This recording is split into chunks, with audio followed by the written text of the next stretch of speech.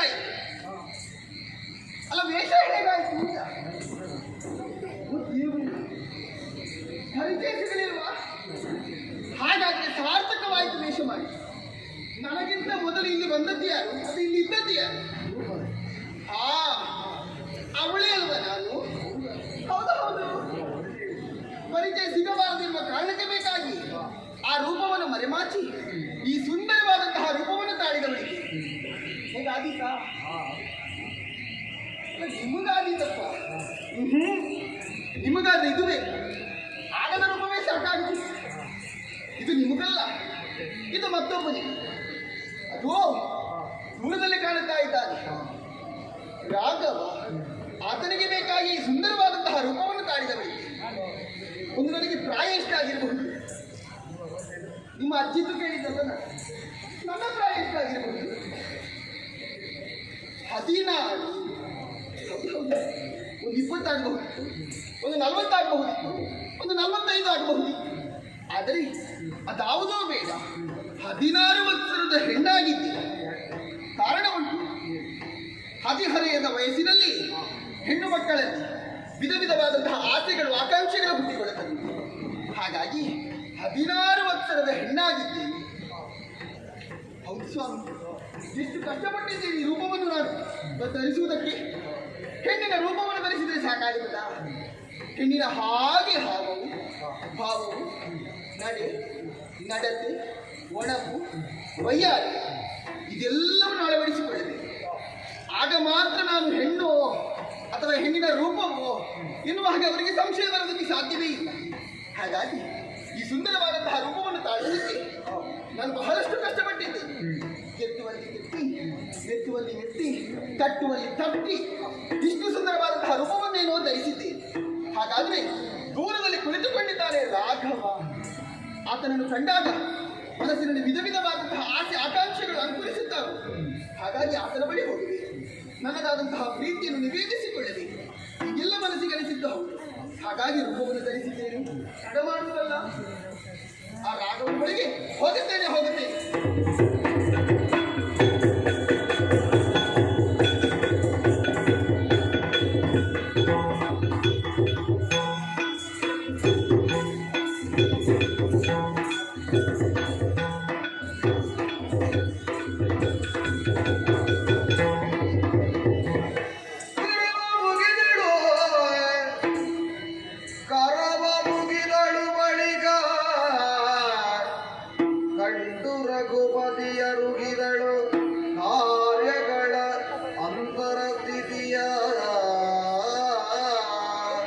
ನಮಸ್ಕಾರ. ಕರವ ಮುಗಿದಳು. ನಮಸ್ಕಾರ. ಸಾಕು, ಒಮ್ಮೆ ಮಾಡಿ ಮತ್ತೊಮ್ಮೆ ವಂದಿಸಿಕೊಂಡಿದ್ದೇನೆ. ಎಷ್ಟು ನಮಸ್ಕಾರ ಮಾಡಿ, ಲೆಕ್ಕಕ್ಕಿಂತ ನಮಸ್ಕಾರ ಮಾಡಿದ್ರೆ ಅದು ಏನೋ ಒಂದು ಚಮತ್ಕಾರ ಅಂತ ಇತ್ತು. ಹಾಗಲ್ಲ, ನಿಮ್ಮನ್ನು ಕಾಣುವಾಗ ನಮಸ್ಕರಿಸಬೇಕೆನ್ನುವ ಹಾಗೆ ನನಗೆ ಅನಿಸಿತ್ತು. ಒಂದು ಸಾಕ. ಓ ರಾಘವ. ಏನು ವಿಷಯ? ರಾಘವ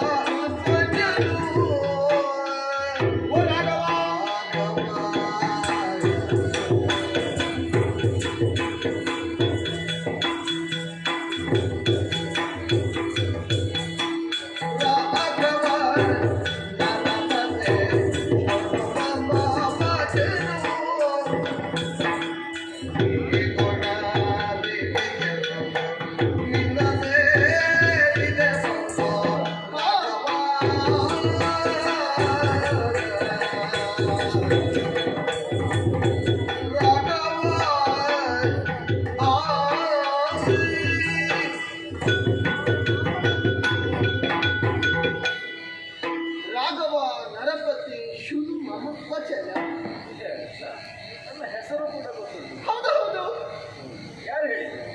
ಹೇಳುವುದು ಓ ದೂರದಲ್ಲಿ ಬರುವಾಗ ಅಲ್ಲಿರುವಂತಹ ಋಷಿಮುನಿಗಳೆಲ್ಲವೂ ಹೇಳುತ್ತಿದ್ದಂತಹ ಮಾತು. ನನ್ನ ಬಗ್ಗೆ ಎಲ್ಲ ಕೇಳಿ ತಿಳ್ಕೊಂಡು ಬಂದು ಓ ದೇವರೇ, ತಿಳ್ಕೊಂಡ್ರೆ ಕಡಿಮೆ ಆಯಿತು ಅಂತ ನನಗೆ ಈಗ ಅನಿಸಿತು.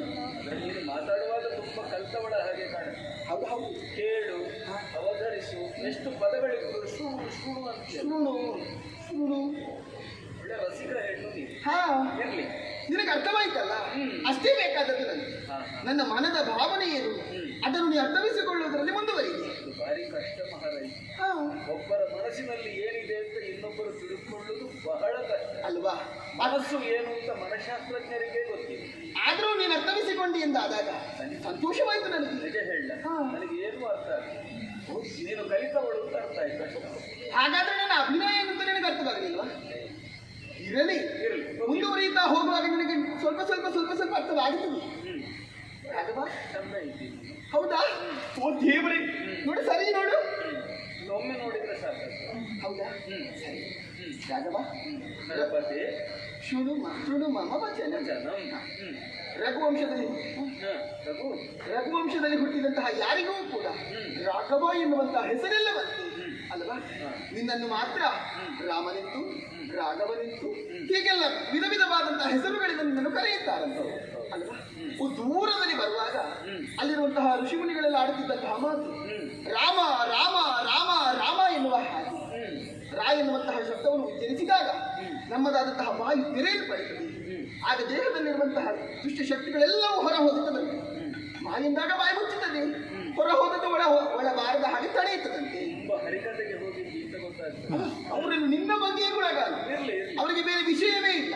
ನಾನು ಏನ್ ಮಾಡ್ತೇನೆ, ಈ ಕಿವಿಯಿಂದ ಕೇಳ್ತೇನೆ, ಈ ಕಿವಿಯಿಂದ ಬಿಡ್ತೇನೆ. ಒಳ್ಳೆ ಮನಸ್ಸು ನೀನು ಹೊಗಳಿಕೆಗೆಲ್ಲ ಎತ್ತರಕ್ಕೆ ಹೋಗುವವನಲ್ಲ ಅಲ್ವಾ? ಅದರಿಂದಲೇ ಅರ್ಥವಾಯಿತು. ಹಾಗಾಗಿ ಅವರಿಂದ ಆ ವಿಚಾರವನ್ನು ಕೇಳಿದ್ದೆ ತಡ. ರಾಮ ರಾಮ ರಾಮ ಅಂತ ಹೇಳಿಕೊಂಡು ಓಡೋಡಿ ಬಂದದ್ದೆ ನಿನ್ನ ಬಳಿ. ಯಾಕೆ ಬಂದೆ? ನೀನೆಷ್ಟು ಚಂದ ರಾಮ. ನೀನು ಸೌಂದರ್ಯ ಆಸ್ವಾದಕಳು ಅಂತ ಗ್ರಹಿಸ್ತೇನೆ. ಹೌದು ಹೌದು, ನೀನು ಚಂದ ಇದ್ದಿ ಎನ್ನುವ ಕಾರಣಕ್ಕೆ ಬೇಕಾಗಿ. ಆದ್ರೆ ಒಂದು, ಏನು? ಈ ಪ್ರಕೃತಿಯನ್ನು ನೀನು ಕಣ್ಬಿಟ್ಟು ನೋಡಿದರೆ ಈ ಚಂದ ಏನು ಅದು ನೀ ತಿಳ್ಕೊಂಡದ್ದಷ್ಟೇ. ಆ ಪ್ರಕೃತಿ ನಿನ್ನೆದುರು ಪ್ರಕೃತಿ ಏನೂ ಅಲ್ಲ ಅಂತ ನೀನು ಗ್ರಹಿಸಿದ. ಹೌದು ಹೌದು, ಚಂದ. ಹೌದು, ನೀನು ಚಂದ. ಓ ಚಂದಪ್ಪ, ಇಷ್ಟು ಚಂದಪ್ಪ ಅಲ್ಲ ಹೇಳಿದ್ದು ನಾಡಿ ಮಾತಿಗೆ. ಈಗ ನಿನಗೆ ನಾನು ಯಾರು ಅಂತ ಗೊತ್ತಾಗಿರ್ಲಿಕ್ಕಿಲ್ಲ ಅಲ್ವಾ? ರಾಘವ, ಎಲ್ಲೋ ಹುಟ್ಟಿದಂತಹ ನದಿಯೊಂದು ಹರಿದು ಹರಿದು ಹರಿದು ಬಂದು ಸಾಗರ ಗರ್ಭವನ್ನು ಸೇರಿಕೊಳ್ಳುತ್ತದೆ ಅಲ್ವಾ? ಅಂತೆಯೇ ಎಲ್ಲೋ ಹುಟ್ಟಿ ಬೆಳೆದವಳು ನಾನು. ಈ ಕಾಲಕ್ಕೆ ನಡೆದಾಡಿಯೋ ಓಡಾಡಿಯೋ ಬಂದು ನಿನ್ನ ಬಳಿ ಸೇರಿದ್ದೇನೆ. ಅಂದ್ರೆ ನದಿ ಸಾಗರವನ್ನು ಸೇರಿದಂತೆ ಇಲ್ಲಿಗೆ ಬಂದಿತ್ತು. ನೀನೊಂದು ಗುಣನಿಧಿ ನೋಡು, ಅದು ತುಂಬಾ ಕೆಟ್ಟ ಅರ್ಥವನ್ನು ಕೊಡುತ್ತದೆ. ಅದೆಂತದ್ದು? ಈಗ ಗಂಗೆ, ತುಂಗೆ, ಕಾವೇರಿ ಅಂತ ನದಿಗಳಿರ್ತದೆ. ಹೌದು, ಅದು ಸಮುದ್ರವನ್ನು ಸೇರಿದ ಬಳಿಕ ಹಾ. ಗಂಗೆ, ತುಂಗೆ ಯಾವುದೂ ಇಲ್ಲ, ಸಮುದ್ರವೇ ಆಗಿಬಿಟ್ಟು. ಹಾ ಹೌದು. ಅರ್ಥಾಯ್ತು? ಆಗಲಿ, ನನ್ನ ಹೆಸರು ಏನೇ ಇರಲಿ, ನಿನ್ನ ಬಳಿ ಸೇರಿದ ಬಳಿಕ ನಿನ್ನೊಟ್ಟಿಗೆ ಇದ್ರೆ ಆಯ್ತು ಅಂತ. ಅಲ್ಲ, ಅಸ್ತಿತ್ವವೇ ನಾಶವಾಗಿ ಬಿಡುತ್ತೆ ಅಂತ ಹೇಳುತ್ತೆ. ಆದರೂ ನಾನು ನಿನ್ನೊಟ್ಟಿಗೆ ಇರ್ತೇನೆ ಎನ್ನುವಂತಹ ಸಂತೃಪ್ತಿ ಭಾವನೆ ನನಗಿರುತ್ತದೆ. ಏನು ನೀನು ಯಾರು, ಏನು ನಿನ್ನ ವಿಚಾರ? ಈಗ ನಾನು ಯಾರು ಅಂತ ಗೊತ್ತಾಗಲಿಲ್ಲ. ಇಲ್ಲ. ನಾ ತಿಪುಲವತಿ. ಹೌದಾ? ಹೌದು. ಅಂದ್ರೆ ಸರಸಿನ ಮಗಿನ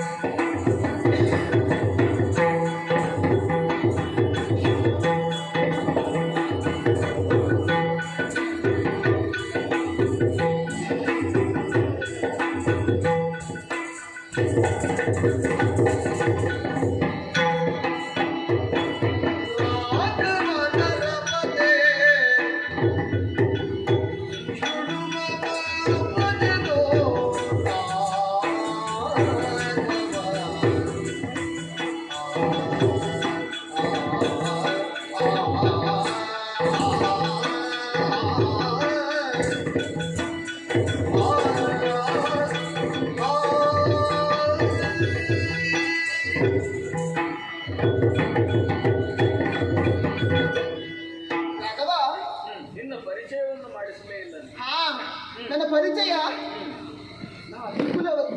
ಅತಿ ಅಂದ್ರೆ ಹೆಚ್ಚು ಕುಲ ಹಾಗಲ್ಲ, ತುಂಬ ಜಾತಿಯಲ್ಲಿ ಉಂಟು. ಹಾಗಲ್ಲ, ಅತಿ ಅಂದ್ರೆ ಹೆಚ್ಚು. ಇನ್ನೊಂದು ಅರ್ಥ ಉಂಟಲ್ಲ, ಏನು? ಉನ್ನತವಾದಂತಹ ಕುಲ. ಓ, ಶ್ರೇಷ್ಠ. ಹೌದೌದು, ಶ್ರೇಷ್ಠ ಕುಲ. ನೀನು ಬ್ರಾಹ್ಮಣತೀಯ? ನಾವು ಬ್ರಾಹ್ಮಣಿ. ಹೌದೌದು, ನಾವು ತಿಳಿದ ಹಾಗೆ ಬ್ರಾಹ್ಮಣರು ಈಗ ಉತ್ತಮ ಕುಲದವರು ಅಂತ ಅಲ್ವಾ? ನಾ ಅದೇ ಕುಲದವಳು ಅಂತ. ನಾ ಬ್ರಾಹ್ಮಣ ಕನ್ಯೆ. ನಿನ್ನ ಅಪ್ಪ ಬ್ರಾಹ್ಮಣ? ಹೌದೌದು. ಅಮ್ಮ? ಅಮ್ಮ ಬ್ರಾಹ್ಮಣ? ಹೌದು, ಅದೇ ಅದೇ ಅಮ್ಮನೂ ಬ್ರಾಹ್ಮಣ. ಆದ್ದರಿಂದ ನೀನು ಬ್ರಾಹ್ಮಣ, ನಾನು ಬ್ರಾಹ್ಮಣತಿ. ನೋಡುವಾಗಲೇ ಗೊತ್ತಾಗುತ್ತೆ. ಅದಷ್ಟೇ ಪುಷ್ಟವಾಗಿ ಬೆಳೆದು ನಿಂತಂತ ನನ್ನನ್ನು ಕಾಣುವಾಗ ಬ್ರಾಹ್ಮಣ ಕನ್ಯಾಗಿ ಇದ್ದೇನೆ ನಾನು, ಅಲ್ವಾ? ಯಾಕಪ್ಪ? ನೀ ಪೃಥ್ವಿ ಪಾಲಕ ಅಲ್ವಾ? ಪೃಥ್ವಿ ಪಾಲಕನಾದವನು ಅತಿ ಕುಲದಲ್ಲಿ ಹುಟ್ಟಿದಂತಹ ಅವರನ್ನೇ ಮದುವೆಯಾಗಬೇಕು. ಹಾ, ಹೌದು ಹೌದು. ಓ ದೇವ್ರೆ, ನೀನು ಕಲಿಯುವುದಕ್ಕೆ ಉಂಟು ಅಂತ ಆಯ್ತು. ಹಾಗಾದ್ರೆ ಖಂಡಿತ ಅದೊಂದು ಸಮುದ್ರ ಅಲ್ವಾ ವಿದ್ಯೆ ಅಲ್ವಾ? ಎಷ್ಟು ಕಲಿತರೂ ಮುಗಿಯುವುದಿಲ್ಲ. ಇದು ಹೋಗುತ್ತಾ ಹೋಗುತ್ತಾ ನಾ ಕಲಿಸುತ್ತೇನೆ. ಹೌದಾ? ಅಲ್ಲ, ನಿನ್ನ ಸಿದ್ಧಾಂತದಾದ್ರೆ ಇರಲಿ. ಹೌದಾ? ಇವರು ನನ್ನನ್ನು ಸರಿಯಾಗಿ ಗಮನಿಸ ನೋಡ್ತಾ ಇದ್ದೆ. ನಾನು ಹೇಳುವುದಕ್ಕಿಂತ ಮೊದಲೇ ಇವನು ನೋಡುವುದಕ್ಕೆ ಪ್ರಾರಂಭಿಸುತ್ತಾನೆ. ನೋಡಿದ್ದು ಎಂಬುದಕ್ಕಿಂತ ಕಂಡದ್ದು ಎಂಬುದೇ ಸ್ತುತ್ಯವಾದ. ಹೌದಾ? ಅಲ್ಲ, ಇಂತಿದ್ರೆ ಕಣ್ಣೇ ಮುಚ್ಚಬೇಕಲ್ವಾ? ಕಣ್ಣು ತೆರೆದ್ರೆ ಕಾಣಲೇಬೇಕಲ್ವಾ? ಅದು ನೋಡ್ಲಿಕ್ಕೆ ನೋಡುದಂದ್ರೆ ಮನಪೂರ್ವಕವಾಗಿ ನೋಡುದು ಅಂತ ಕಂಡದ್ದು. ನಿನ್ನನ್ನು ನಾನು ನೋಡಿದ್ದೇನೆ, ನೋಡುತ್ತಾ ಇದ್ದೇನೆ. ಹೌದಾ? ಇವು ನಾ ದೂರದಿಂದ ಬರುವಾಗ ಎಲ್ಲರೂ ಹೇಳುದು ಅಕೋರತಿ ಅಕೋರತಿ ನನ್ನನ್ನೇ. ಅಂದ್ರೆ ಅದ್ಯಾಕೆ ಹಾಗೆ ಕರೆಯುವುದು? ನೀನು ಬಿಳಿ ಇದೆಯಲ್ವಾ, ಕೊರತೆ ಅಂತ ಯಾಕೆ ಕರೆಯುವುದು? ಕೊರತೆ ಅಂತ ಯಾರು ಹೇಳಿದ್ರು? ಕೊರತೆ ಹಾಗಲ್ಲ, ಅಕೋ ರತಿ. ಅಕೋ ರತಿ ಅಂತ ನನ್ನ ತೋರಿಸುವುದು. ನಾನು ರತಿ ದೇವಿ ಗಿಣಿ, ನೀ ಮನುಮಕ್ಕನೇ. ಹಾಗಾಗಿ ನನ್ನನ್ನು ನಿನ್ನೊಟ್ಟಿಗೆ ಸೇರಿಸಿಕೊಳ್ಳಬಹುದಲ್ಲ? ಆಗುದಿಲ್ಲ. ರತಿ, ನೀನು ರತಿ, ನಾ ರತಿ ದೇವಿ ಗಿಣಿ, ನೀ ಮನುಮಕ್ಕನೇ. ಆಮೇಲೆ ನಾವಿಬ್ಬರು ಮದುವೆ ಆದ್ರೆ ಮೇಲೊಂದು ರತಿ ಮನ್ಮತರು, ಈ ಭೂಲೋಕದಲ್ಲಿ ಒಂದು ರತಿ ಮನ್ಮತರು. ಹೌದಾ? ಹಾ. ಆ, ಈಗ ನಿನಗೆ ಮದುವೆ ಆಗಲಿಲ್ವಾ? ಓ ದೇವ್ರೇ, ಮದುವೆ ಕೊರಳಲ್ಲಿ ಕರಿಮಣಿ ಇಲ್ಲ, ಕಾಲಲ್ಲಿ ಕಾಲು ಮುರ ಇಲ್ಲ. ಅದು ಇಲ್ಲ ಎಂದ ಮಾತ್ರಕ್ಕೆ ಮದುವೆ ಆಗಲಿಲ್ಲ ಅಂತ ಹೇಳಲಿಕ್ಕೆ ಆಗೋದಿಲ್ಲ. ಅದೇ ಅಂದ್ರೆ ಪ್ರಾದೇಶಿಕವಾಗಿ ಬೇರೆ ಬೇರೆ ಆಚಾರ ವಿಚಾರಗಳೆಲ್ಲ ಇರ್ತದೆ. ಆದ್ರೆ ನನಗಾಗಲಿಲ್ಲ ಅಂತ. ಹೌದಾ? ಹೌದು ಹೌದು. ನೋಡು, ಸಮುದ್ರ ಇದು ಕೊಳದಲ್ಲಿ ಅರಳುತ್ತದೆ ತಾವರೆ ಅಲ್ವಾ? ಸೂರ್ಯೋದಯದ ಕಾಲಕ್ಕಾಗುವಾಗ ತಾವರೆಯನ್ನು ಅರಳುತ್ತದೆ, ರಾತ್ರಿ ಮುದುಡುತ್ತದೆ. ಆ ತಾವರೆ ಅರಳಬೇಕಾದ್ರೆ ಏನು ಬೇಕು? ತಾವರೆ ಅರಳು. ಹೌದು ಹೌದು, ತಾವರೆ ಸೂರ್ಯ ಪ್ರಕಾಶ ಅಲ್ವಾ? ನಾನು ತಾವರೆ ಇದ್ದ ಹಾಗೆ, ನೀನು ಸೂರ್ಯನಿದ್ದ ಹಾಗೆ. ಹಾಗಾಗಿ ನಿನ್ನದಾದಂತಹ ಪ್ರಖರವಾದಂತಹ ಕಿರಣಗಳನ್ನು ನನ್ನ ಮೇಲೆ ಸೂಸಿ ಈ ತಾವರೆಯನ್ನು ಅರಳಿಸುರ. ಆದ್ರೆ ಒಂದು, ಸೂರ್ಯ ಆಕಾಶದಲ್ಲಿ ಇರ್ತಾನೆ, ತಾವರೆ ಕೊಳದಲ್ಲಿ ಇರ್ತದೆ. ಕೊಳದಿಂದ ಕಿತ್ತೆಸೆದು ತಾವರೆಯನ್ನು ಬಿಸಾಡಿದರೆ ಸೂರ್ಯನ ಬಿಸಿಲಿಗೆ ಅದು ಬಾಡಿ ಕರಟಿ ಹೋಗ್ತದೆ. ಸೂರ್ಯ ಇರುವಲ್ಲಿಗೆ ತಾವರೆ ಬಂದ್ರೆ ಹೇಗಾಗಿ ಅದಾಗುದಿಲ್ವಾ? ಆದ್ದರಿಂದ ಒಬ್ಬೊಮ್ಮೆ ಸರಿಯಾಗುದಿಲ್ಲ. ನೀನು ತಾವರೆ ಆದ್ರೆ ಸರಿಯಾಗುದಿಲ್ಲ. ಹೌದಾ? ಅಷ್ಟಕ್ಕೆ ನಿಲ್ಲುವುದಿಲ್ಲ. ನಾನು ಒಮ್ಮೆ ಇನ್ನೂ ಕೊಡುತ್ತೇನೆ. ಅದು ಅಲ್ಲಿ ಚಪ್ಪರ ಕಾಣ್ತದೆ ನಿಮಗೆ. ಎಲ್ಲಿ? ತೊಂಡೆ ಹಣ್ಣಿನ ಚಪ್ಪರ. ಆ ತೊಂಡೆಕಾಯಿಯು ಹಣ್ಣಾದಾಗ ಹೇಗೆ ಕಾಣುತ್ತದೆ? ಹೇಗೆ? ಕೆಂಪು ಕೆಂಪು ಕೆಂಪು ಕೆಂಪಾಗಿ ಕಾಣುತ್ತದೆ. ಅದನ್ನು ಸೀಳಿದಾಗ ನನ್ನ ತುಟಿಯನ್ನು ಸರಿಯಾಗಿ ನೋಡ್ರಾಮ. ತುಂಬಾ ಕೆಂಪು ಹಚ್ಚಿಕೊಂಡಿದ್ದಿ. ಹೌದು ಹೌದು. ಅಲ್ಲ, ಹಚ್ಚಿದ್ದಲ್ಲ, ಇರುವುದೇ ಕೆಂಪು ಅಂತ. ನಾನೇನಾದ್ರೂ ಇತ್ತೀಚೆಗೆ ಹೆಣ್ಮಕ್ಕಳಿಗೆ ಕೆಂಪು ಹಚ್ಚುವುದು ಚಟ ಇದು ನನ್ನ ತುಟಿ ಇರುವುದೇ ಹೀಗೆ. ಹೌದು ಹೌದು, ಬಣ್ಣವೇ ಹೀಗೆ. ತುಂಬಾ ಚೆನ್ನಾಗಿ ಅಲ್ಲ, ಸರಿ ನೋಡಿ. ಹೌದು, ನೋಡ್ತಾ ಇದ್ದೆ. ಹೌದಾ? ಆ ತೊಂಡೆ ಹಣ್ಣನ್ನು ಗಿಣಿ ಒಂದು ತನ್ನ ಕುಕ್ಕಿನಿಂದ ಕುಕ್ಕಿ ಕುಕ್ಕಿ ಕುಕ್ಕಿ ತಿನ್ನುತ್ತಾವು. ಅಲ್ಲ, ಅಲ್ಲಿಯೂ ಕೂಡ ಆ ತೊಂಡೆ ಹಣ್ಣಿನ ಬಳಿಗೆ ಗಿಳಿ ಬಂತೆ ವಿನಃ ತೊಂಡೆ ಹಣ್ಣು ಗಿಳಿಯ ಬಳಿಗೆ ಹೋಗಲಿಲ್ಲ. ಮತ್ತೆ ಅದು ತೊಂಡೆ ಹಣ್ಣಾದ್ರೆ ನೀನು ಇಲ್ಲಿಗೆ ಬಂದದ್ದು. ಅದು ಜೋರಾಗಿ ಬೀಸುವಂತಹ ಗಾಳಿಗೆ ತೊಂಡೆ ಹಣ್ಣೊಂದು ಹಾರಿ ನಿನ್ನ ಬಳಿ ಬಂದದ್ದು ರಾಮ. ಹಾಗೆ ಬರ್ತದ? ಒಂದು ಕುಕ್ಕಿ ಕುಕ್ಕಿ ತಿನ್ನಬಹುದಲ್ಲ ನಿಮಗೆ? ಗೊತ್ತಿಲ್ಲ ಮಾರಾಯ. ನೋಡು, ಹರೆಯದ ಹುಡುಗಿನ ಹೌದು ನೀನು, ಚೆಂದುಳ್ಳಿ ಚೆಲುವೆ. ಈ ಮಾತು ಮನುಷ್ಯನ ಮನಸ್ಸಂಸ್ಕಾರಕ್ಕೆ ಕಾರಣ ಅಂತ ಸಾಕ್ಷಿ ಅಂತ ತಿಳಿದವರು ಹೇಳ್ತಾರೆ ಅಲ್ವಾ? ಚೆಲುವೆಯಾದ ನೀನು, ಮದುವೆ ಆಗ್ಲಿಲ್ಲ ಅಂತ ಹೇಳುವ ನೀನು. ಮದುವೆ ಆಗಲೇ ಇಲ್ಲ, ಒಂದು ಸಾಗಲಿಲ್ಲ ಅಂತ. ನಿಮ್ಮ ಊರಲ್ಲಿ ಅಷ್ಟೆಲ್ಲ ಉಂಟಾ? ಹಾಗಲ್ಲ, ಒಂದು ಆಗಲಿಲ್ಲ ಅಂತ. ಒಂದೇ ಅಲ್ವಾ ಆಗ್ಬೇಕಾದ್ದು? ಗಂಡಸರಿಗಾದ್ರೆ ತುಂಬಾ ಮದುವೆ ಆಗ್ಬಹುದು ಅಂತ ಶಾಸ್ತ್ರ ಹೇಳಿ. ಅದೇ ನನ್ಗೊಂದು ಆಗಲಿಲ್ಲ. ನಿನಗೆ ಮದುವೆ ಆಗ್ಲಿಲ್ಲ, ಇಲ್ಲವೇ ಇಲ್ಲ. ಮದುವೆ ಆಗದ ಹೆಣ್ಣು ನೀನು ಒಬ್ಬ ಪರಪುರುಷನ ಮುಂದೆ ಏಕಾಂಗಿನಿಯಾಗಿ ಇಂತಹ ರಸಿಕ ವಿನೋದದ ವಾಕ್ಯಗಳನ್ನು ಆಡುತ್ತಾ ಇರುವೆಯಲ್ಲ, ನೀನು ಮದುವೆ ಯಾಕೆ ಆಗ್ಲಿಲ್ಲ? ಹುಡುಕಿ ಹೋದದ್ದು ಇಲ್ಲಿಂದ ಭಾವಿಸಿಕೊಂಡೆಯಾ? ಎಲ್ಲಿ?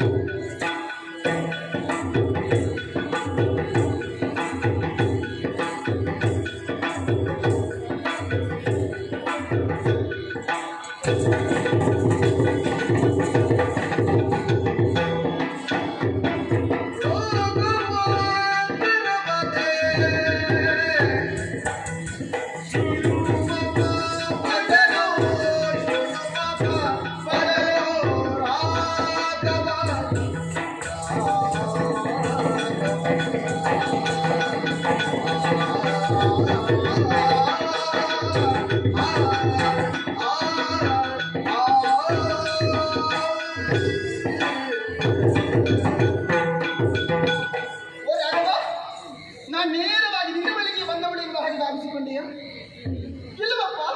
ಕೆಲವು ಕಡೆಯೆಲ್ಲ ಹೋಗಿ ಬಂದವಳ. ಹೌದು ಹೌದು, ಹೆಣ್ಣು ಮಕ್ಕಳಿಗೆ ಪ್ರಾಯ ಬಂದಾಗ ಮದುವೆ ಮಾಡಿಕೊಡಬೇಕಾದದ್ದು ಸಂಸ್ಕಾರ ತಾನೆ ಅಲ್ವಾ? ನಮ್ಮ ಅಮ್ಮ ಎಲ್ಲ ಮದುವೆ ಮಾಡಿಸಿದ್ರು. ಮಾಡಿಸುವುದಕ್ಕೆ ಹೊರಟಿರು. ಅಪ್ಪ ಇಲ್ವಾ, ಅಮ್ಮ ಇಲ್ವಾ? ಹಾ, ಎಲ್ಲರೂ ಈಗ ಇಲ್ಲ, ಮೊದಲಿದ್ರಲ್ಲಿ. ಅಮ್ಮ ಇಲ್ಲದೆ ಯಾರು ಹುಟ್ಟುವುದಕ್ಕಿಲ್ಲ. ಅಲ್ಲ ಹುಟ್ಟು ಅಮ್ಮ ಏನಾಗ್ತದೆ? ಅಮ್ಮ ಉಮ್ಮ. ಹೌದು, ಇದು ಗೊತ್ತಿಲ್ಲ ಯಾರು. ಅಮ್ಮ ಯಾರು ಅಂತಲೇ ಗೊತ್ತಿಲ್ಲ ಅಂತ.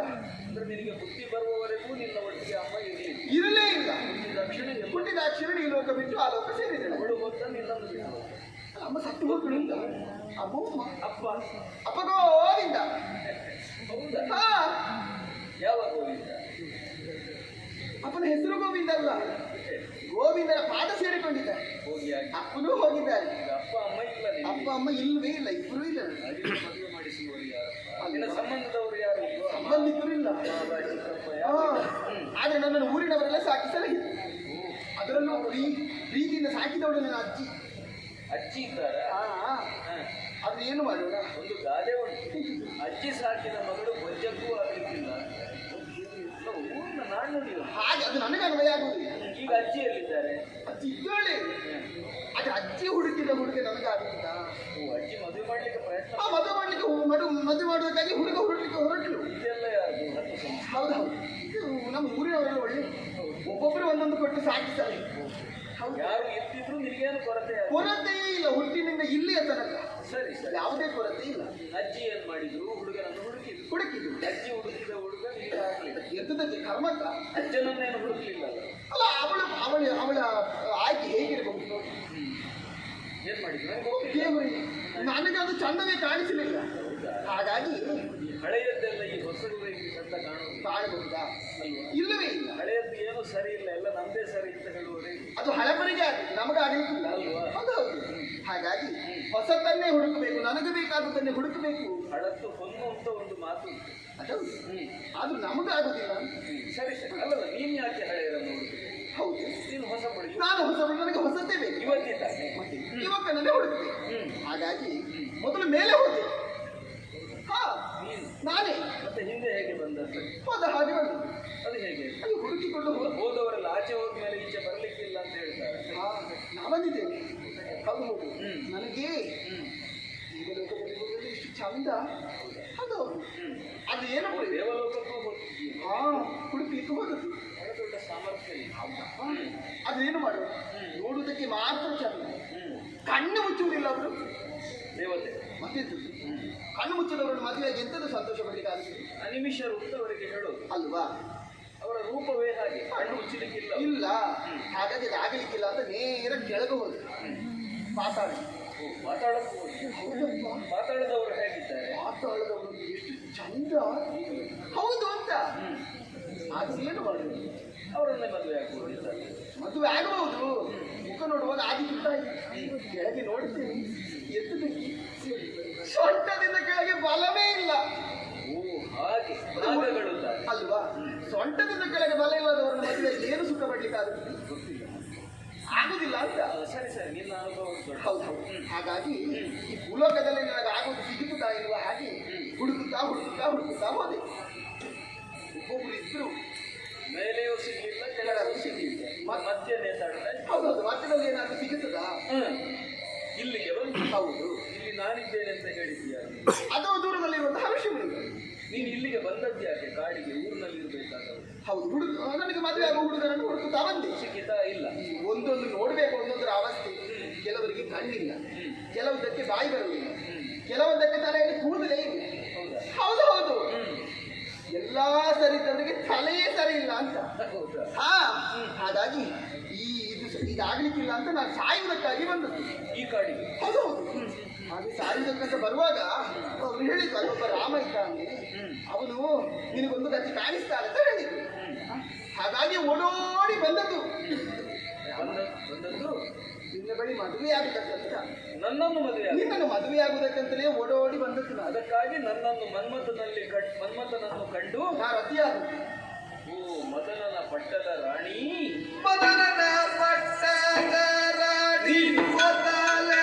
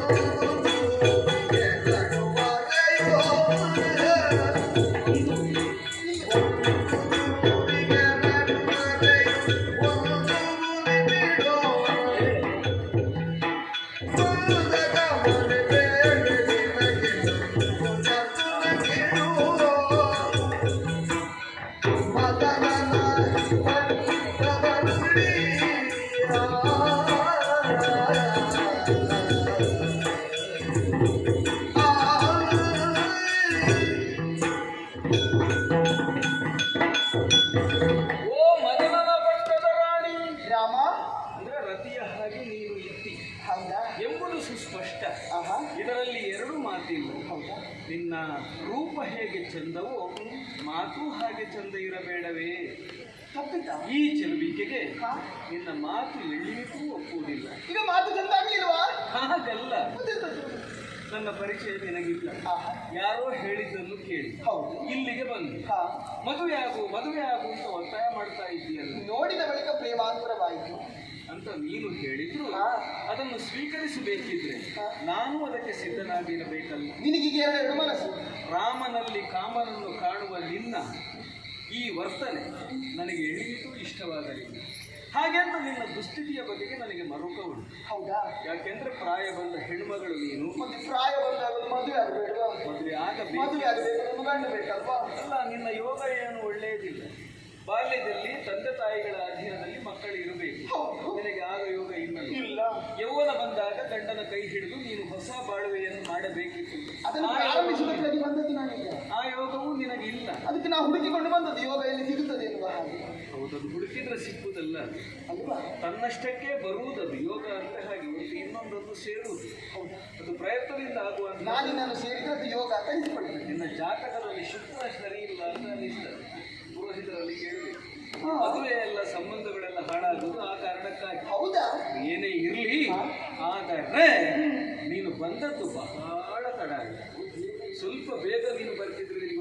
ಆಗ್ತಿತ್ತು. ನಾವು ಹೊರಟಿದ್ದೆ ಬೇಗ. ಮತ್ತೆ ಬರುವುದಕ್ಕೇನು ತಡ ಆದದ್ದು? ಗೊತ್ತಿಲ್ಲ. ಆ ಕಡೆ ಈ ಕಡೆ ಎಲ್ಲ ಅದೇ ಮಾತಾಡಿ ಅದು ಬರುವಾಗ ಕಾಡಲ್ವಾ, ದೊಡ್ಡ ದೊಡ್ಡ ಮರಗಳೆಲ್ಲ ಅಡ್ಡ ಬಂದದ್ದು ನನಗೆ ಓಡಿಕೊಂಡು ಬರುವಾಗ. ಮರ ಅಡ್ಡ ಬಂದು ನೀನು ಹಿಂದೆ ಉಳಿದ. ಹೌದು, ಹಾಗಾಗಿ ತಪ್ಪಿಸಿಕೊಂಡು ಬರುವಾಗ ಸ್ವಲ್ಪ ತಡವಾಯಿತು. ಸಿಕ್ಕಿದವರ ಹತ್ರ ಎಲ್ಲ ಮಾತಾಡಿ ಮಾತಾಡಿ ಮಾತಾಡಿ ಋಷಿಗಳ ಹತ್ರ ಎಲ್ಲ. ಅವರು ಹೇಳಿದ ಬಳಿಕ ನಿನ್ನ ಬಳಿಗೆ ಓಡಾಡಿ ಬಂದದ್ದು. ಯಾಕೆ ಹೇಳ್ತೇನೆ ಗೊತ್ತಾ? ಅಲ್ಲಿ ನೋಡು ಒಬ್ಬಳು ಹೆಂಗಸು, ಯಾರು?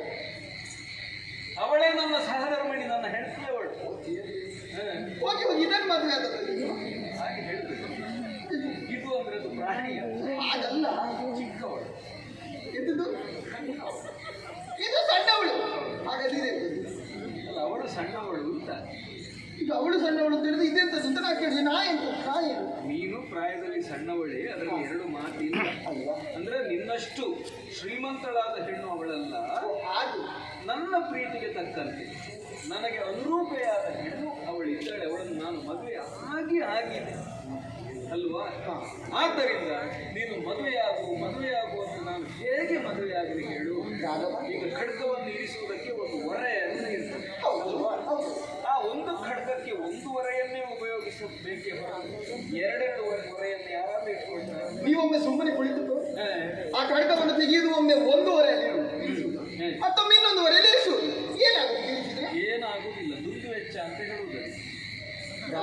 ಏನು ಎರಡೆರಡು ಯಾಕೆ ಅಂತ ಅಗತ್ಯ ಉಂಟಾ ಅಂತ ಕೇಳುದು. ಹೊರೆ ಹತ್ತಿ ಇಟ್ಕೊಳ್ಬಹುದು, ಅದಲ್ಲ ಹೊರೆ ಅದರಷ್ಟಕ್ಕೆ ಬಂದು ಸೇರಿದ್ರೆ ಇಟ್ಕೊಳ್ಳೋದಕ್ಕೆ ಬೇಕಾಗಿರುವುದಿಲ್ಲ. ಆದ್ದರಿಂದ ನಾನೊಬ್ಬ ಗೃಹಸ್ಥನಾಗಿದ್ದೇನೆ. ರಾಜಾರಾಮ ಬಹುವಲ್ಲ ಬಲ್ವಾ? ಹೌದು. ಎಷ್ಟು ಬೇಕಾದ್ರೆ ಮದುವೆ ಆಗಬಹುದು ರಾಜನಾಥವನಿಗೆ. ನನ್ನ ಅಪ್ಪನೇ 3 ಮದುವೆ ಆಗಿದೆ. ಮತ್ತೆ ಅಪ್ಪ 3 ಆಗಿದ್ದಂತೆ ನಾನು ನಿಮಗೆ 2 ಆದ್ರೆ ನಾನು ಆಗಬಹುದು ಎಂಬುದು ಶ್ರುತಿವಚನವೇ ಹೊರತು ಆಗಲೇಬೇಕು ಎಂಬುದಲ್ಲ ಅಲ್ವಾ? ನಾನು ಏಕಪತ್ನಿ ಗೃಹಸ್ಥನಾಗಿದ್ದೇನೆ. ಏಕಪತ್ನಿ ಗೃಹಸ್ಥ ಏಕೆ ಪತ್ನಿ ವ್ರತ ಅಂತ ನೀನು ಕೇಳಿದ್ರು ನಾನದನ್ನು ಬಿಡುವ ಹಾಗಿಲ್ಲ. ಯಾಕೆಂದ್ರೆ ನಾನು ಆಚರಿಸುತ್ತಿರುವುದು ಮೃತವನ್ನು. ಆದ್ದರಿಂದ ನೀನು ಹೇಳಿದ್ದಿ ಅಂತ ನಾನು ಅದನ್ನು ಬಿಡುವ ಹಾಗಿಲ್ಲ. ಓ ಚೆಲುವೆ, ನೀನು ತುಂಬಾ ವಿಷಾದದಿಂದ ಕೂಡಿರುವೆ. ಹೌದು, ಮಾತ್ರ ಅಲ್ಲ, ಬಹಳಷ್ಟು ಕನಸುಗಳು ಆಸೆಗಳು ನಿನ್ನಲ್ಲಿ ಇದೆ. ಹೇಳುವುದು ಸಹಜವೇ. ಆಸೆ ಆಕಾಂಕ್ಷೆಗಳನ್ನು ಹೊತ್ತುಕೊಂಡೇ ನಿನ್ನ ಬಳಿ ಬಂದದ್ದು. ಆದ್ರೆ ಈಗ ನನ್ನ ಆಸೆ ಎಲ್ಲವೂ ನಿರಾಸೆಯಾಗಿ ಹೋಯಿತು. ರಾಘವ, ನಾನು ಮದುವೆ ಆಗುವುದಕ್ಕೆ ಆಗುವುದಿಲ್ಲ, ಏಕಪತ್ನಿ ವೃತಸ್ಥನಾಗಿದ್ದೇನೆ ಅಂತ ನಿನ್ನಲ್ಲಿ ಹೇಳಿದನಲ್ಲ. ಆದ್ರೊಂದು ಏನು ನಾ ಕೇಳಿದ್ದೇನೆ, ನಿಮ್ಮ ಬಳಿ ಬಂದವರಿಗೆ ದೇಹಿ ಎನ್ನುವ ಹಾಗೆ ಬಂದವರಿಗೆ ನಾಸ್ತಿ ಎಂದವರಲ್ಲ ಬರ್ತೀನಿ. ಆರಂಭಕ್ಕೆ ರಾಘವ ಅಂತ ಕರೆದಿದ್ದೀವಿ ಅಲ್ವಾ? ನಮ್ಮ ವಂಶದಲ್ಲಿ ಒಬ್ಬ ಚಕ್ರವರ್ತಿ ಇದ್ದ, ರಘು ಅಂತ ಅವನ ಹೆಸರು. ಆ ಮಹಾನುಭಾವ ಒಂದು ಯಜ್ಞವನ್ನು ಮಾಡಿ ದಾನ ಕೊಟ್ಟು ಕೊನೆಗೆ ಅವನಲ್ಲಿ ಏನೂ ಇರಲಿಲ್ಲ. ಮಣ್ಣಿನ ಮಡಕೆಯಲ್ಲಿ ಗಂಜಿ ಬೇಯಿಸ್ತಾ ಇದ್ದ. ಸರಿ, ಆ ಹೊತ್ತಿಗೆ ಕೌಸ್ತನೆಂಬ ಬ್ರಾಹ್ಮಣ ಗುರುದಕ್ಷಿಣೆಯನ್ನು ಕೊಡುವುದಕ್ಕಾಗಿ ಇವನ ಬಳಿಗೆ ಏನಾದರೂ ಕೇಳೋಣ ಅಂತ ಬಂದೆ. ಕೊಡುವುದಕ್ಕೆ ತನ್ನಲ್ಲಿ ಏನೂ ಇರಲಿಲ್ಲ. ಹಾಗೇನು ಮಾಡಿದ? ಅವನನ್ನು ನಿರಾಕರಿಸಲಿಲ್ಲ, ಬರಿಗೈಯಲ್ಲಿ ಅವನನ್ನು ಕಳುಹಿಸಲಿಲ್ಲ. ಕುಬೇರನ ಸಾಮ್ರಾಜ್ಯಕ್ಕೆ ದಂಡೆತ್ತಿ ಹೋಗಿ ಸಂಪತ್ತನ್ನು ಸೂರೆಗೊಯ್ದು ತಂದು ಆ ವಟುವಿಗೆ ಹುಟ್ಟಿದ್ದಾನೆ. ಅಂತಹ ಮನೆತನದಲ್ಲಿ ಹುಟ್ಟಿದವನನ್ನ ಬಂದವರಿಗೆ ದೇಹಿ ಎಂದವರಿಗೆ ನಾಸ್ತಿ ಎಂದು ಹೇಳುವುದು ನಮ್ಮ ಕುಲಕ್ಕೆ ಅಪರಿಚಿತ ಅಲ್ವಾ? ನಮ್ಮ ಬಳಿ ಇಲ್ಲದಿದ್ರೆ ಅಲ್ಲಿ ಉಂಟು ಹೋಗಿ ತೆಗೆದುಕೋ ಎನ್ನುವ ಹಾಗೆ ಹೇಳುವವರು. ನಾನು ಇಲ್ಲಿ ತೋರಿಸ್ತೇನೆ. ಒಬ್ಬ ಚೆಲುವ ಇದ್ದಾನೆ. ಎಷ್ಟು ಚೆಲುವ ಗೊತ್ತು?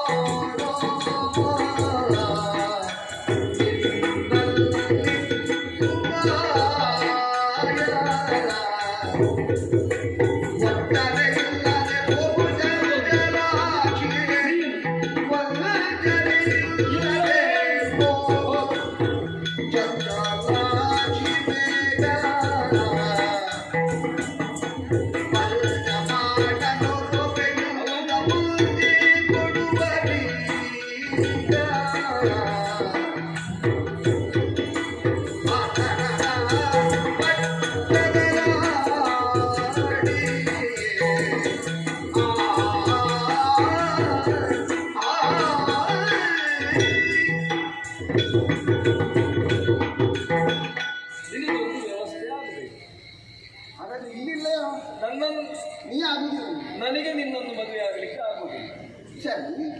ಆದರೆ ಆಗಬಹುದಾದ ಒಬ್ಬನನ್ನು ನಾನು ತೋರಿಸಬಲ್ಲೆ. ನೀನು ನೋಡಿದ್ದು ನನ್ನ ಸೌಂದರ್ಯ. ಹೌದು, ಆಗಿನಿಂದಲೇ ವರ್ಣನೆ ಮಾಡ್ತಾ ಇದ್ದು ಹಾ ಅಲ್ವಾ, ಹಾಗೆ ಹೀಗೆ ಅಂತ. ಹೊಗಳುವುದಕ್ಕೆ ಸಾಧ್ಯವೇ ಇಲ್ಲ, ಅಷ್ಟು ಚಂದ ನೀನು. ಈಗ ನನಗಿಂತ ಒಬ್ಬ ಚಂದದ ಹುಡುಗ ಸಿಕ್ಕಿದ್ರೆ ಏನ್ ಮಾಡ್ತಿ? ಇರಬಹುದಾ? ಅಲ್ಲ, ಇರಬಹುದಾ ಎಂಬುದೊಂದು ವಿಷಯ ಬೇರೆ. ಸಿಕ್ಕಿದ್ರೆ ನೀ ಬೇಡ. ಹೌದಾ? ಸ್ಪಷ್ಟ. ಹಾ ಹಾಗಿದ್ರೆ ಅನುಕೂಲವೇ ಆಯಿತು. ಹೌದಾ? ಎನ್ನಿಂದ 100 ಮಡಿ ಚೆಲುವನೊಬ್ಬನಿದ್ದಾನೆ, ನಾನೇ ಅವನನ್ನು ನೋಡಿದ್ದೇನೆ. ಅವ ಬೇರೆ ಯಾರೂ ಅಲ್ಲ. ಏನಾಯ್ತು ನಡಿ. ನೀನೇ ಇಷ್ಟು ಚಂದ, ನಿನಗಿಂತಲೂ 100 ಮಡಿ ಚೆಲುವ. 100 ಮಡಿ, ಒಂದಲ್ಲ ಎರಡಲ್ಲ ಮೂರಲ್ಲ 100 ಮಡಿ ಚೆಲುವ. ಎಲ್ಲಿದ್ದಾನೆ ನನ್ನ ತಮ್ಮ? ಹೌದು, ಎಲ್ಲಿದ್ದಾನೆ? ಓ, ಅಲ್ಲಿ ಒಂದು ಎಲೆವನ್ನೇ ತೋರುತ್ತಾ ಇದೆಯಲ್ಲ, ಹೌದು, ಅದು ಅವನದ್ದು ಮನೆ. ಅಲ್ಲಿದ್ದಾನ? ಅವ ಚೆಲುವನೂ ಹೌದು. ಹೆಂಡತಿಯನ್ನು ಊರಿನಲ್ಲಿ ಬಿಟ್ಟು ಬಂದ ಕಾರಣ ಅವನೀಗ ಮದನನ ಬಾಣಗಳಿಗೆ ತುತ್ತಾಗಿರಬಹುದು. ಅವನಿಗೂ ಮದುವೆ ಆಗಿದೆಯಾ? ಆಗಿದೆ. ಹೋಗುವಾಗ ಅವನು ಏಕೆ ಭಕ್ತಿ ವ್ರತ ಅಂತೆಲ್ಲ ಹೇಳಿದ್ದಿಲ್ಲ. ಅವನಿಗೆ ವ್ರತ ಇಲ್ಲ. ವ್ರತ ನಿನಗೆ ಮಾತ್ರ. ಹೌದು, ಆಗಲಿ. ಅವನು ಹೆಂಡತಿಯನ್ನು ಬಿಟ್ಟು ಬಂದಿದ್ದಾನೆ. ಹೆಂಡತಿ ಬಿಟ್ಟಿದ್ದಾನೆ. ಏನಾದರೂ ಹೆಂಡತಿ ಬೇಕು ಅಂತಾದ್ರೆ ಅನಿಸಲೇಬೇಕು. ನನಗೆ ಗೊತ್ತಿಲ್ಲ. ಅಲ್ಲ, ಅನಿಸಲೇಬೇಕು. ನಿನಗಾದ್ರೆ ಹಾಕಿದ್ದಾರೆ ಒಂದು ಹಾಗೆ. ಮತ್ತೆ ಮದ್ದಿಗೆ ಬೆಂಕಿ ತೋರಿಸಿದ್ರೆ ಭಕ್ಕನೆ ಉರಿಯುವುದಿಲ್ಲ. ಆದ್ದರಿಂದ ನಿನ್ನ ಒನಪು, ವಯ್ಯಾರ, ಬೆಳಗು, ಭಿನ್ನಾಣ ಇತ್ಯಾದಿ ಎಲ್ಲ ಅವನ ಮುಂದೆ ತೋರಿಸಿದ್ರೆ ಎಲ್ಲಿಯಾದರೂ ನಡೀತದೆ. ನನಗೆ ಗೊತ್ತಿಲ್ಲ, ಹೇಳೋದು ನಮ್ಮದು ಸೂಚನೆ ಮಾತು, ಸೂಚನೆ ಮಾತು. ಉಳಿದ ಪ್ರಯತ್ನ ಎಲ್ಲ ನಿನ್ನ. ನೀನು ಹೋಗಿ ಏನೆಲ್ಲ ಉಂಟು ನಿನ್ನದು ತೋರಿಸ್ಬೇಕು. ಅದೇ ಬೆಳಗು, ಭಿನ್ನಾಣ ಸಾಕು ಅಲ್ಲ. ಅವನಿಗೆ ಬೇಕಾಗ್ತದಲ್ಲ, ಇನ್ನೂ ಹೆಚ್ಚು ಬೇಕಾ ಗೊತ್ತಿಲ್ಲ. ಆದರೆ ಈ ಚಂಚಲಾಕ್ಷಿ, ನಿನ್ನ ಕಣ್ಣುಗಳು ಮಾತ್ರ ಚಂಚಲವಾಗಿದ್ದರೆ ಸಾಕು. ನಿನ್ನ ಮನಸ್ಸು, ಹೃದಯ ಚಂಚಲವಾಗಿದ್ದರೆ ಸ್ವಲ್ಪ ಸಿಟ್ಟಿನ. ಗೊತ್ತಿಲ್ಲ ನನಗೆ ಏನ್ ಮಾಡ್ತಾನೆ ಅಂತ. ನಿನ್ನ ನಡತೆ ತಪ್ಪಾದ್ರೆ ಬಿಟ್ಟು ನಡತೆ ತಪ್ಪಲಿಕ್ಕೆ ಅಲ್ಲ, ಸಿಟ್ಟು ಜಾಸ್ತಿ ಇರ್ತದೆ, ಹೆಚ್ಚು ಅಂತ ಹೇಳ್ತಾರೆ ಅಲ್ವಾ? ಮಾತಿಗೆ ಸಿಟ್ಟು. ಈ ಹಾವು ಕುಸುಬಿಡುತ್ತೆ ನೋಡು, ಆ ಥರ ಸಿಟ್ಟು ಹೆಚ್ಚು. ಅದು ನಾನು ಕಾರ್ಯ ಮಾಡಿದ್ದೇನೆ. ಆದ್ದರಿಂದ ನೀನು ಸ್ವಲ್ಪ ನಿನ್ನ ವಂಚನೆ ಇಲ್ಲದೆ, ಅದೇ ಅಲ್ಲ ಅಂಥದ್ದೇನು ಇಲ್ಲ. ಇಲ್ಲಿಗೆ ಬರುವ ವಂಚನೆ ಅಂತ ನೀವು ಹೇಳಿ ಉಂಟು ಅಂತ ಹೇಳಿದ್ದಲ್ಲ. ವಂಚನೆ ಇಲ್ಲದಂತ ಹೇಳಬೇಕಾದ್ರೆ ಉಂಟು ಅಂತ ಅರ್ಥಲ್ಲ. ಸ್ವಲ್ಪ ನೇರ ಮಾತುಗಾರ ಹಾಗೆ. ನಾನು ನೇರವಾಗಿ ಮಾತಾಡಿದ್ದೀನಿ. ಹೌದು, ನೀನು ಕೂಡ ಹಾಗೆ ಮಾತಾಡಬೇಕು. ಹಾಗೆ ಅವನ ಮುಂದೆ ನಿನ್ನದು ಏನೆಲ್ಲ ಇದೆ ಎಂಥದ್ದು ಕಾಮ, ಕಲೆಯು, ಅದು ಮಾತು, ನಿಜೆಲ್ಲವೂ ಅವರನ್ನು ಮನ ಒಲಿಸಿ ನೀನು ಆಗುವುದು ತೊಂದರೆ ಇಲ್ಲ. ಹೌದಾ? ನಿನ್ನನ್ನು ಅವಮಾನಿಸುತ್ತಾರೆ.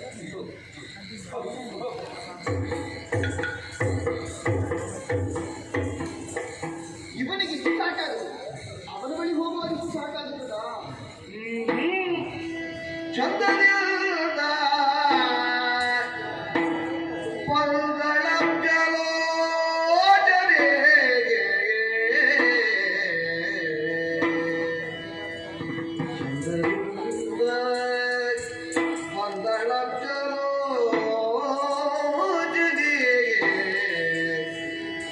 ಚಂದನಿಲ್ಲದ ಪಲ್ಗಳ ಜಲೋಜನೆಗೆ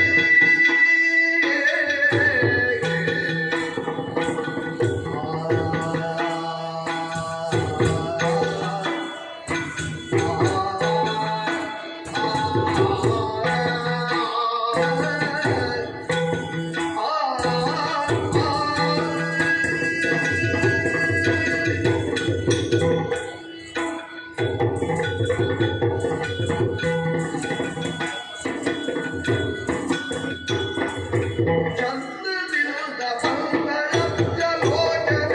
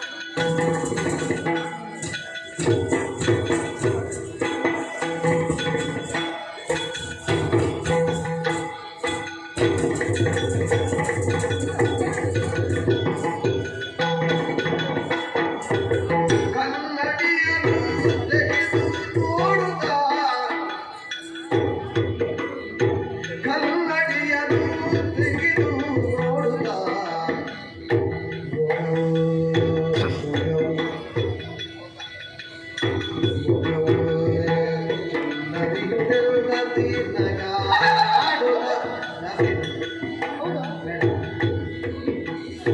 ಕನ್ನಡಿಯನ್ನು ತೆಗೆದು ನೋಡುತ್ತಾ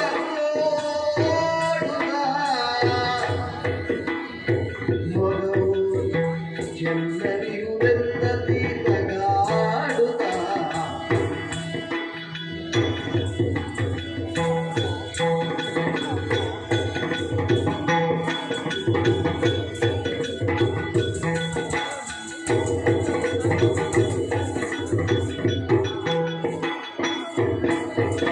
ಮತ್ತೆ ತನ್ನುಳ್ಳಿ ಮಾತನಾಡುತ್ತಾ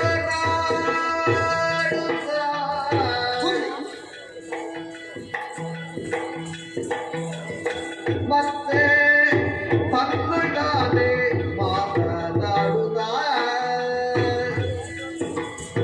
ತನಗೆ ಕಲ್ಲೆಯರೊಳ್ಳೆಳೆಯುತ್ತಿರುತ್ತ ಕೈಮೆಯರು ಎಮೆಯುತ್ತಿರುತ್ತ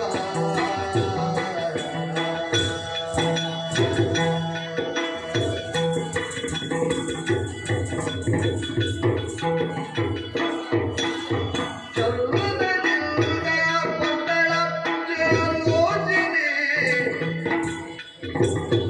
ರಾಮಚಂದ್ರ ಹೇಳಿದಂತ ಮಾತಿನಲ್ಲ ಒಳ್ಳೆದಿರುತ್ತ ರಾಮಚಂದ್ರ ಹೇಳಿದಂತ ಮಾತನ್ನು ಪಡೆಯುತ್ತ ತಪ್ಪಿತ? ರಾಮಚಂದ್ರ ಹೇಳಿದಂತ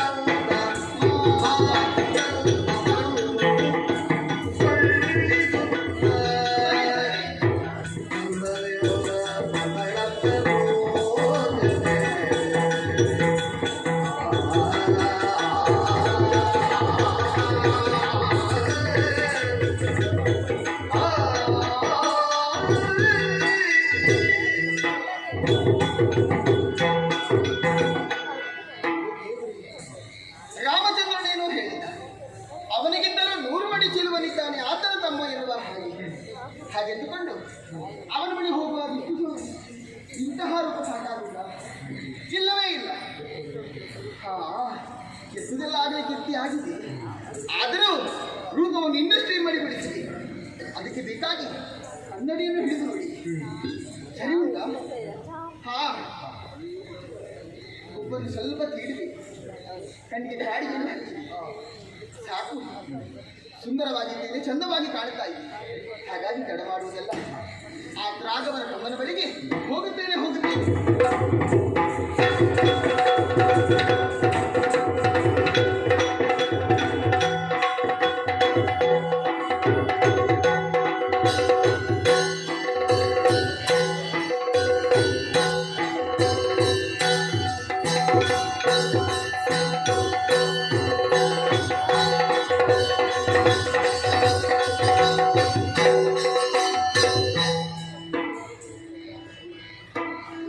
ಕಾವಸನ